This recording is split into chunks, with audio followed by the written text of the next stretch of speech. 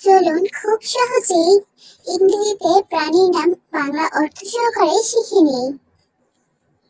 Cat বিড়াল, dog কুকুর, cow গরু, গট ছাগল, হর্স ঘোড়া, এলিফ্যান্ট হাতি, লায়ন সিংহ, টাইগার বাঘ, বেয়ার ভাল্লুক, মাঙ্কি বানর, ডিয়ার হরিণ, রেবিট খরগোশ, ফক্স শিয়াল, উলফ নেকড়ে, মাউস ইঁদুর, রেট বড় ইঁদুর, ক্যামেল উট, ডঙ্কি গাধা, শিপ ভেড়া, ফ্রগ ব্যাং।